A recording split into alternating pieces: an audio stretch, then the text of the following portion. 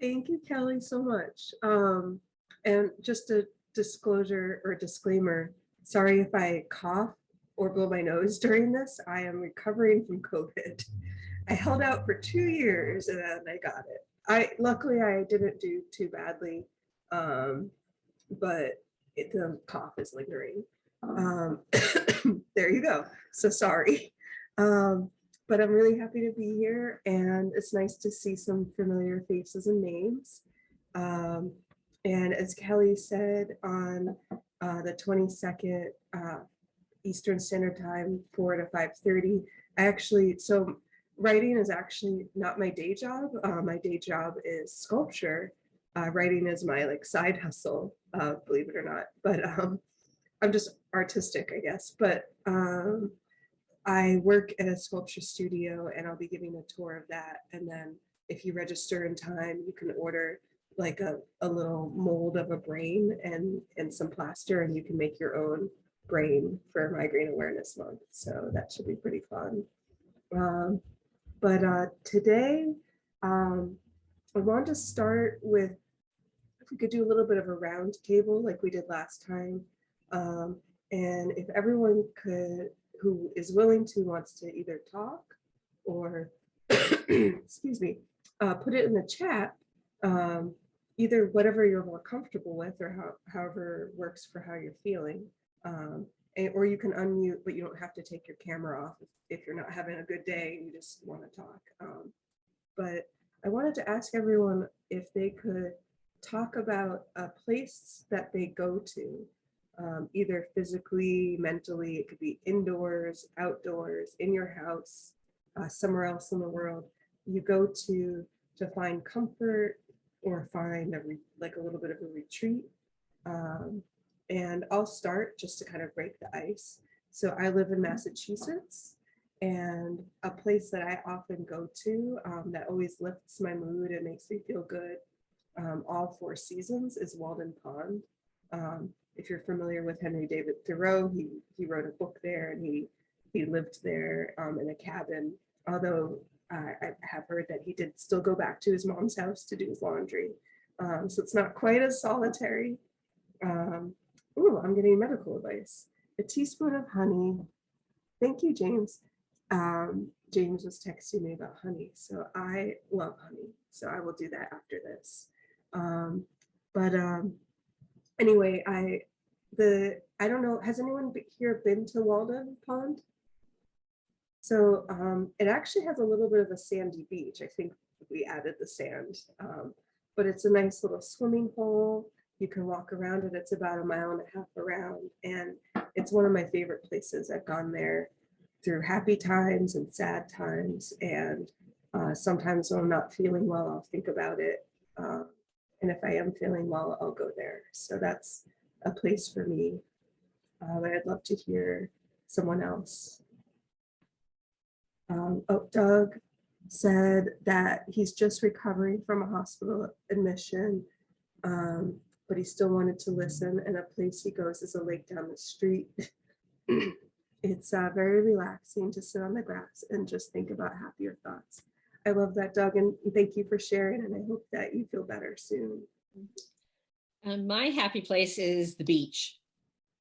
Whatever beach you want to take me to, I'll be there, and I will save a seat for my daughter.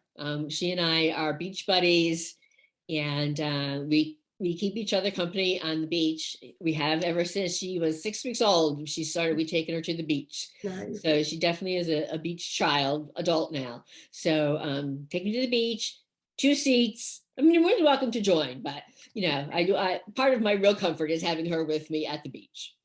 That's lovely. So it's not just a place, it's a person. Yes. Yeah, that's cool. And what do you do at the beach? Do you swim? Do you walk? Do you read? Walk, hang out. Yeah. Don't get in the Zen, go just literally hang out. Have you had some of your deepest conversations with her there? Yes. So it's kind of like a no holds barred. I don't know. It's a different kind of atmosphere that you can have. I 100% do this with my dad, so it's great. Mm-hmm. Yeah, it's great. And that hopefully it's nice memories that she will always have as well. I'm sure it will be. Yeah. James, I see you unmuted. Yeah, one of the places that I occasionally go, it's about 10, 12 miles away from here. And the drive, because of traffic, can sometimes be challenging, but they're in the city north of me, which is Hayward. I live in Fremont, California. There's sort of hidden away a bit, a Japanese garden, and it has a koi pond in it. And where I really need to, have some emotional recovery, I'll go up there to that. That sounds beautiful. Do they have in the spring, are there cherry blossoms? Yeah, That's great. yeah. Yeah. Got all kinds of plants and things. It's quite extensive, actually. You wouldn't know it from the outside, but it actually is quite extensive. Mm. And it's certainly a lot closer than San Francisco. Is it free to visit? Yeah, That's great because the place including the parking. Oh wow, that's amazing. Is Yeah, it there's a larger one down in San Jose, but the parking prices there are just outrageous. Mm. Jamie is chiming in, James, and is mentioning that he or she, I'm so sorry, Jamie, I'm not sure your gender, that they love the Japanese Friendship Garden and the Desert Botanical Gardens, both in Phoenix.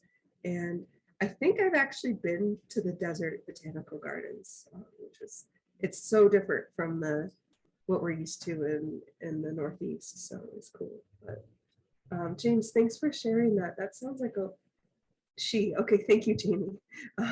That sounds like a lovely place, and what a great local resource.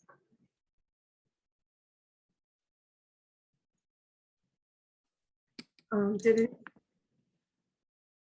Oh, I was just gonna go off of what Jamie had said. I love going to the botanical gardens as well as the normal botanical gardens. I'm in Atlanta, and just there's different flowers blooming all year round. So like right now there's roses. A little while ago we saw tulips. And there's like like a stream that goes through there. There's some walking trails, and just it's a really beautiful place to walk and see all kinds of different flowers, nature, trees, and all of that. So it's a really serene place, and just a beautiful spot that's become sort of one of our favorite places to escape to. Do you go by yourself usually, or with? No, I usually go with my husband. Peggy, were you at Retreat Migraine? Yeah. I met you. Yeah. Yeah. It's nice to see you again. Nice to see you too. Yeah, some faces I now am recognizing from. Yeah, me too. It didn't. Yeah, it can take a few times to make a connection. Yeah. It's nice to see familiar faces. Yes, it is. Does anyone have a place that is indoors, or even a place that's like more of a mental place? Or if you want to share your outdoor place, that's fine too.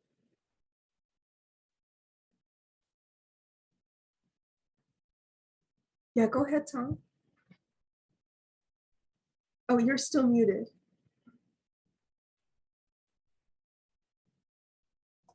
I know we want to do our writing. Like Kelly, we live in the Philadelphia area, and we're an hour and a half away from the beaches. We call it the shore. On the West Coast, they call it the beach. There's a town called Avalon, New Jersey, it's mostly landowners and homeowners, not a lot of motels. Boardwalks maybe a mile long, one little arcade, not a lot of honky tonk.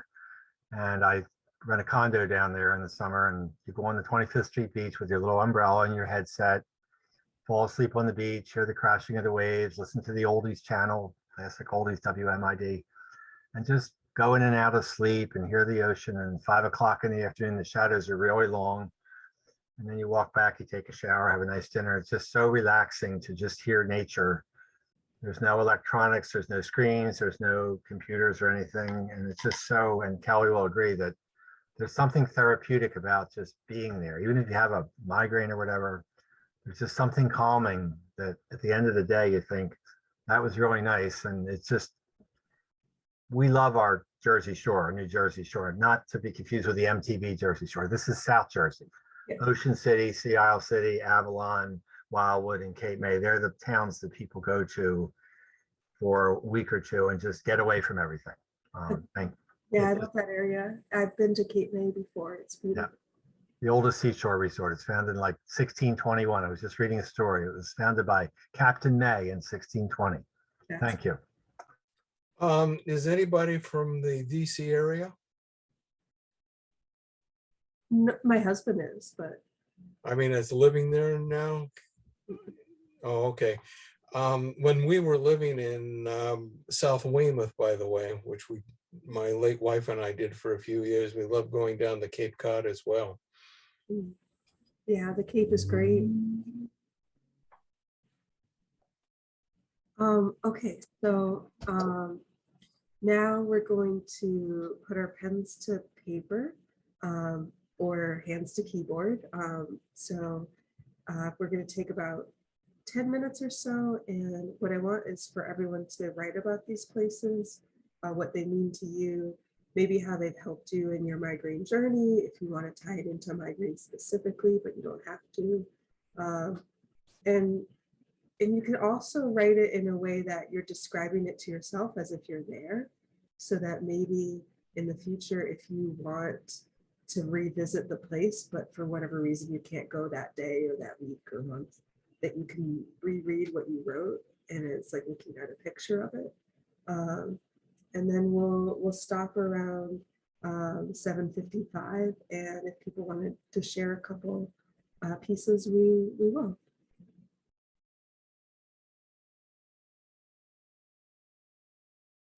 And if you have any questions while writing, you can just put them in the chat. I'll be watching the chat.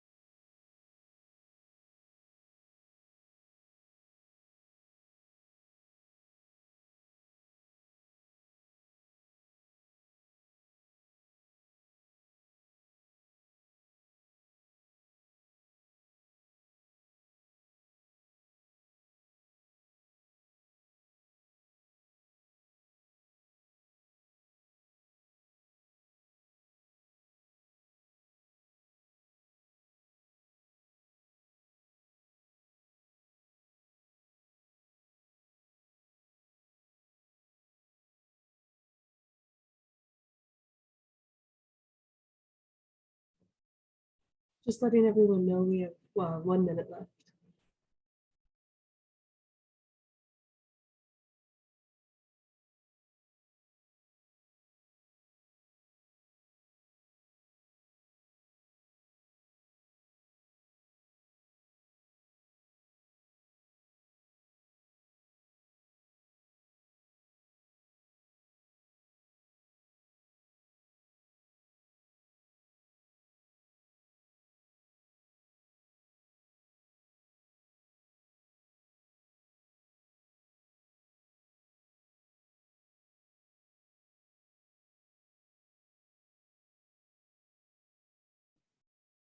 Okay, so just wrap up where you are. I'm not nearly finished, so don't worry if you're not finished. But I thought it might be nice if people want to share quickly if there's something they realized about the place or about their relationship with their place. Or you just want to share about your experience writing about it. I'd love to hear that.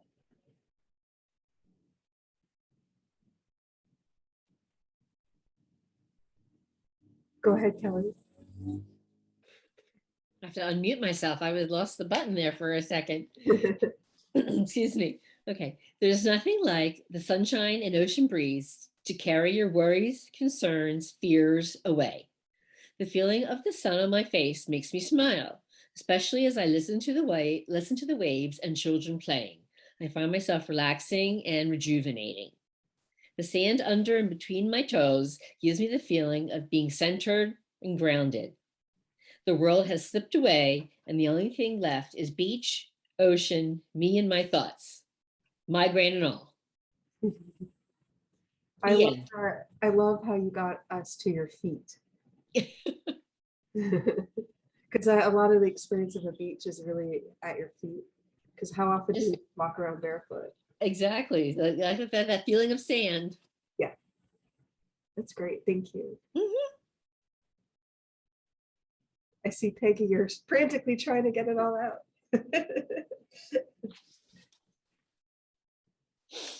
Did anyone else want to share anything? You don't have to read what you wrote if you're not like ready to share that yet, but if you want to share anything about it. James, I can read what I wrote. okay. Going to the Japanese garden is like going to a different place on earth, as it is free of the modern world, and just watching the koi swimming creates a sense of peace and relaxation that relieves stress and allows me to step back from my issues, see myself from the outside, and appreciate how special life is. From that perspective, I can concentrate on what really is important in my life. Releasing that stress also reduces my migraines, while restoring my focus on what is meaningful to me and enables me to better embrace that, leaving other stuff behind. Afterwards, I feel much more relaxed and able to pursue those things that are important to me and modify my daily paradigm towards those things. That makes visiting that garden sound better than any medicine Mhm. that's been invented for migraine or stress or anything. That's really great. Thank you.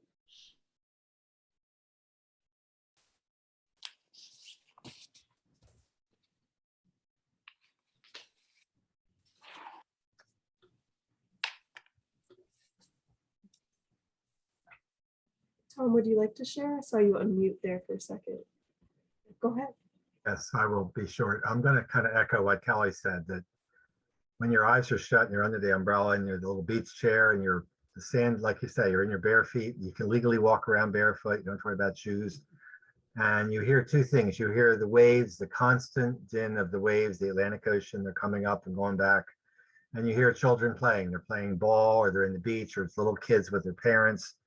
Some of these children are probably their first time in the water. They're 1 or 2 years old, and they're screaming and they're yelling and they're happy. And somebody's out flying a kite somewhere, and it's way, way up in the air, and it's got a tail on it, and you're just in another world. You have pain. You may have woke up with a pain, but because you didn't have an alarm clock in the morning, you had leisurely breakfast, walking the boardwalk, you didn't have a schedule, there's no screens, there's no phones, there's no TV in the morning, there's nothing. You just have yourself and, yeah, my little cheap transistor radio to listen to the oldies. But there's just no need to connect to the outside world. You've got, like Kelly said, you got the connection, the waves and the children and nature and things that why we were put here in the first place, to appreciate things like that and not hear noise and pinball machines and, noisy places. So it's just the beach. If you live on the East Coast, the beaches are wonderful. The Jersey Shore is just something you grow up with when you're a kid. Your parents take you, and it's something you do every year or whenever you get an opportunity to sneak a day off like I do. I'll call in sick and I'll spend a day at the shore and I'll drive home and nobody needs to know. Thank you. Tom, you've inspired me to call in sick or at least take a day off. Day trips are good. Come on down, Lisa. Yeah. Day trips are a good thing. Yeah. Right. An hour and a half. No big deal. Yeah. Yeah, that sounds wonderful because I'm always cramming it in on the weekends. Yeah.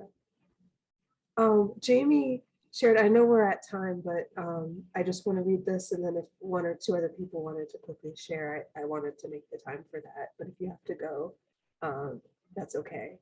But Jamie shared, she said, here's an excerpt of what I wrote. I love exploring botanical gardens with my husband and my camera. Oh, that's interesting. No one's mentioned a camera. He supports me in ways that allow me, excuse me, to let go and lose myself in the beauty of it all. I'm able, perhaps better than other outings, to really be present and immersed in the moment. It's a lovely gift. Thank you, Jamie, for sharing that. And I love the detail about the camera. I think that's another way to kind of be in the moment, is to take pictures of what you see and really observe what's around you. Did anyone else want to share?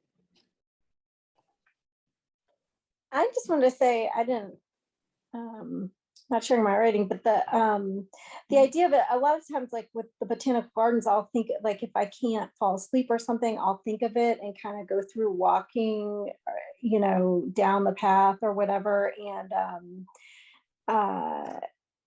like writing it out made me think of it in so much more detail, like going through that I feel like now, like if I go through that exercise, I'll be able to like really, like, I don't know, like get, like slow it down more and like really think of like more details and like more, like break it down more. Like if I go through that when I'm trying to get into it in my head.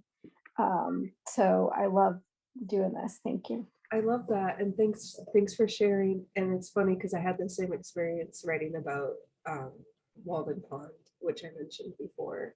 That I feel like I could, because I've done that same mental thing, Peggy, you've mentioned with that, and maybe one or two other places, and that this is a helpful way to then be able to envision it more fully, I guess. Mm-hmm. All right, last call for anyone who wants to share. Jamie just said that she loved what everyone had been sharing. I put it up above, so I didn't have to multitask, but there's a link to the Unlock Your Inner Artist social event. And then there's a link above that for the book project. So don't forget, and no pressure to submit like what you wrote tonight, but if you go to that link, there's a whole list of prompts that you could choose from, and you can submit to our book project. We'll be compiling it later this year, but right now we have the deadline is July 15th, so you still have a little time, but that can slip by. Summer's awesome, and you're going to be out having fun, I hope. So while it's still a little cool out, try to remember to submit it to that. Okay. All right. Thank you, Lisa. Thank you. Now I'm like gonna dream of a nice relaxation as I tone down this evening, thinking of the beach and just kind of visualizing, having my own imagery. Mm-hmm. So thank you very much. And thank you everybody for your participation. And again, mark your calendars for May 22nd from 4 to 5:30. And the Dear Migraine book. I was going to say Dear Diary book. Dear Migraine book. And again, the links are in the chat. And please have your do your migraine book submission by July 15th. And we'll see you all on the 22nd. Thank you. Susan's. Yeah, I feel relaxed now too, so I appreciate you all. Good. That's what it's for. Yeah. Right. Good night, everyone. Right. Good night. Thank you. Night all. Night all. Have a good night. You too.